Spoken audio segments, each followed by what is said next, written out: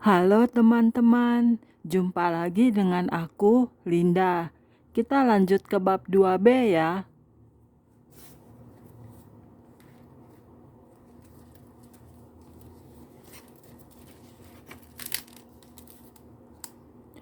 Oke, mari kita mulai. Para pemuji ini berbusana seperti paduan suara gereja kita yang resmi di bumi ini. Mereka mengenakan jubah paduan suara. Rambut mereka rapi dan segala sesuatunya sempurna sekali. Mereka berjalan di pentas sambil tersenyum. Kemudian tiba-tiba mereka mulai memuji-muji Allah, lalu hilanglah semua kemiripan dengan suatu paduan suara yang resmi dan kaku itu. Tangan mereka teracung ke atas, suara mereka terangkat dalam puji-pujian, dan kaki mereka menari-nari. Suasananya 100 kali lebih baik ketimbang kebaktian puji-pujian kita di bumi. Mereka menjadi riuh rendah memuji-muji Allah mereka. Mereka menyebar di mana-mana. Kemudian seluruh hadirin turut bergabung. Mereka tidak malu memuji-muji Allah juga. Mereka mengangkat tangan mereka, memuji-muji Tuhan sambil melompat-lompat.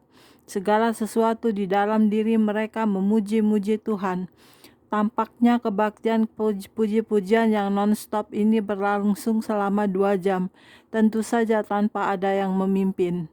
Puji-pujian adalah sesuatu yang berwujud. Jika itu bukan suatu tindakan kewajiban semata-mata, itu merupakan sesuatu yang nyata.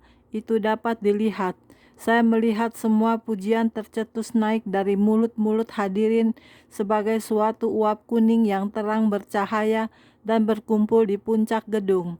Ketika kami telah selesai, pujian itu melesat keluar dari puncak gedung dan berangkat menuju ke ruang tahta Allah. Saya tidak membisu, saya bergabung dalam puji-pujian itu juga. Ketika saya memandang kepada Yesus, dia sedang berdiri di sana tersenyum lebar sambil menikmati semuanya itu.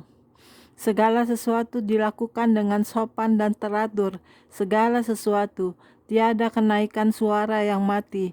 Puji-pujian itu tak pernah melemah, selalu bertambah dalam kekuatan dan momentum. Perbedaannya dengan kebaktian-kebaktian kita di bumi ialah kita membiarkan puji-pujian mereda terlalu cepat. Kita tak mau melanjutkannya. Kita belum mempelajari korban puji-pujian dan penyembahan. Kita harus melintasi perbatasannya, sehingga itu menjadi suatu sukacita. Dan bila Anda melakukannya, maka Anda akan melihat tanda-tanda dan mujizat-mujizat. Penyembahan ialah tempat terjadinya mujizat-mujizat. Kadangkala karena Allah itu berdaulat, mujizat terjadi dalam puji-pujian, tetapi itu akan selalu terjadi dalam penyembahan. Mujizat-mujizat yang saya saksikan dalam pelayanan saya selalu terjadi selama berlangsung penyembahan, ketika setiap pria atau wanita menyerahkan segala-galanya kepada Allah. Anda tak boleh menahan sesuatu. Anda harus menyerahkan semua yang ada pada diri Anda kepada Allah, agar Anda dapat mendapat segala sesuatu yang ingin diberikannya kepada Anda. Itu bukan berkadar 50-50, melainkan 100/100 dari kedua belah pihak. Itulah sebabnya terjadi banyak perceraian. Masing-masing menyangka pernikahan adalah suatu tawaran 50-50. Anda memberi 50 dan saya memberi 50. Itu keliru. Tawarannya ialah 100/100. Maka kemudian Anda akan dapat keberhasilan sepenuhnya di setiap segi.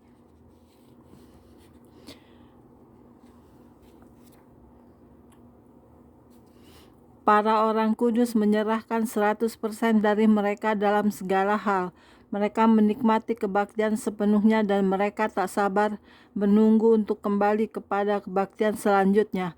Demikianlah ujar mereka seusainya. Puji-pujian kepada Allah akan menjadi bagian dari tugas kita juga bila kita sampai di surga. Tiba-tiba setiap orang menjadi sangat hening. Paduan suara itu kembali ke pentas, merapikan jubah-jubah mereka lalu pergi. Yesus menanyai, "Bagaimana pendapatmu tentang kebaktian ini?" Saya menyahut, Saya sangat menyukainya. Tetapi mengapa engkau menghentikannya? Dia menjawab, karena ada hal-hal yang lain yang harus dilakukan. Kini kita menuju ke sungai kehidupan. Yesus meratapi ketidakpercayaan. Jadi kami meninggalkan gedung itu, dan sementara kami berjalan, Yesus Kristus Putra Allah mulai menangis. Dia berpaling kepada saya dan mulai mencucurkan air mata perantaraan. Beberapa hal terlampau sakral untuk diulangi. Saya masih belum dapat mengatakannya, tetapi hal ini dikatakannya, saya boleh memberitahukannya. Roberts, ujarnya, seaku mengasihi umatku sedemikian mesranya, sehingga aku mau kembali ke bumi, berkhotbah lagi selama 3 tahun seperti dahulu, mati dan pergi ke neraka hanya untuk satu orang, jika aku belum membayar harganya bagi mereka, dan jika aku pikir mereka mau datang ke surga. Aku tidak perlu tahu apakah mereka akan berhasil. Kalau saja aku menyangka mereka mau datang, aku akan melakukannya untuk mereka, walaupun mereka adalah pendosa terbesar dari semuanya. Dia terus-menerus berkata, aku sangat mengasihi umatku. Mengapa mereka tak menanggapi aku sesuai dengan firman-Ku? Tidak tahukah mereka bahwa aku mempunyai segala kuasa di surga dan di bumi untuk menopang ucapanku? Mudah saja. Aku menjadikannya sangat sederhana. Jika manusia mau mempercayai perkataanku, aku akan melakukannya.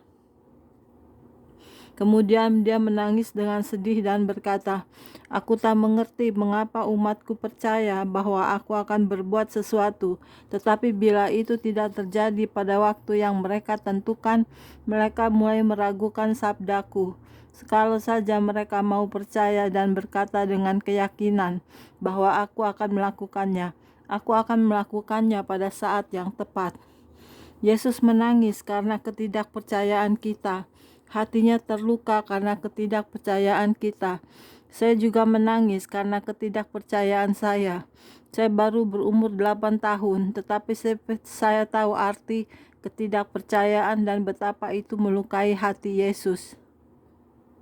Saya membuat perjanjian dengan Yesus bahwa saya tidak pernah mau meragukan perkataannya dan mempersilahkan Allah menjadi Allah. Sekarang bila saya hampir meragukan perkataannya atau mengucapkan sesuatu dengan bimbang, saya teringat akan air mata perantara yang mengalir di wajah Yesus. Sungai kehidupan. Seusai kebaktian puji-pujian, Yesus dan saya mengunjungi sebuah anak sungai dari sungai kehidupan. Anak sungai tersebut sedalam lutut dan sebening kristal. Kami menanggalkan sepatu kami lalu masuk ke dalamnya. Tahukah Anda hal pertama yang dilakukan Yesus atas diri saya? Dia mencelupkan saya. Saya keluar dari air dan memercikan air kepadanya. Lalu kami melakukan perang-perangan air. Kami saling memercikan air sambil tertawa. Kami berjalan di dalam air. Kalau Anda dapat mengerti hal ini. Itu sangat berarti bagi saya bahwa Raja Kemuliaan Putra Allah mau meluangkan waktu untuk seorang Robert cilik berumur 8 tahun dan mencelupkannya ke dalam sungai kehidupan. Bila saya kembali kelak ke surga, saya akan menegakkan sebuah tanda bersejarah di tempat itu. Itu akan berbunyi, di tempat ini Yesus Kristus bukan hanya menjadi Tuhan dan Juru Selamatku, melainkan juga temanku. Ya, dia telah menjadi teman saya. Sekarang kami berjalan dan berbicara bersama-sama. Bila saya mendengar suatu kelakar yang baik, saya dapat berlari kepada Yesus dan mendengar dia tertawa menanggapi lelucon itu. Bila dia mempunyai sebuah lelucon, dia menceritakannya kepada saya. Tahukah Anda, Allah mempunyai beberapa kelakar yang dapat diceritakannya kepada Anda jika Anda cukup peka mendengar suaranya, dan isinya sangat lucu. Kelakarnya tak pernah membosankan.